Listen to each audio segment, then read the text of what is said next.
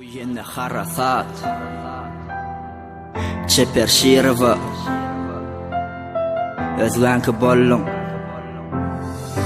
Özgänki bulmalı bollun Adi hakikat söyledim Görünme gözüne yeni sayladım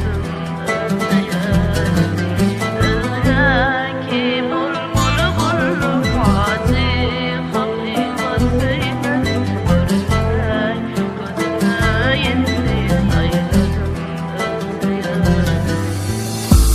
Bağıtlı bol iştimiz vaga çıtsın Yaradana şükür dilegim bağıtın açılsın İkilik eden men mi ya aytkanı kim Yollaşını ömürlük vefalıca gelin bolğun Anan yürekte sen men üçün ömürlük sollun Avaqtını men üçün in avadın güllün Göz yaşınım sevgin yalak yalan eken billim Seret yüreğimin ayesi bugün toyunu gelim Ağır gel ya söyünün toyunu bolmak Yüreğin ayesini yan yollaşlı görmek Aydınını nedip kıyza ananıp seycek Meneminni siz yalık ati don yürek bolcuk Bilsedin bir verdin varını çekişimi Yattım olur ömürlük Kalır bilyen mi toyunda men ağlayan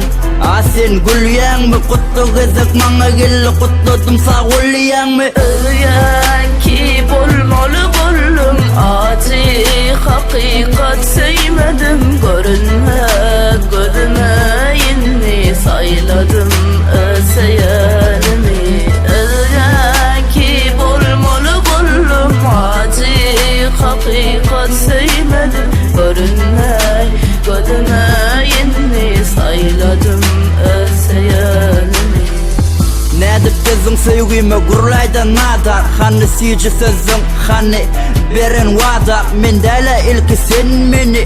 Söyüp halan Yamallıqım yok bağıtlıca bolğunduna bağlam Ağır dege ana sevgulün baktın dilemek İsteyedim Allah'dan yekece bize bilelik Takıptım elini alıcı hemen bilezik Bileziği takımda da bilyen mi biz biledik Yumruk kısırlı gözüm yaşardı çalıcı Gül külü kamayınca günleri geçirdik bileci Mümkün olsa sana soruğuma yekeci Ölüyün mü öylönüyün mü aydayda dinleci Ölümlük bolsa da sonu unutacak seni yekeceğim Men seni yekedelekenim sen beni yekeken Bilmedim özünü o da alın mı ya bakta çeke Sözüm yok sana ahir yetti hesaplaşır iki çek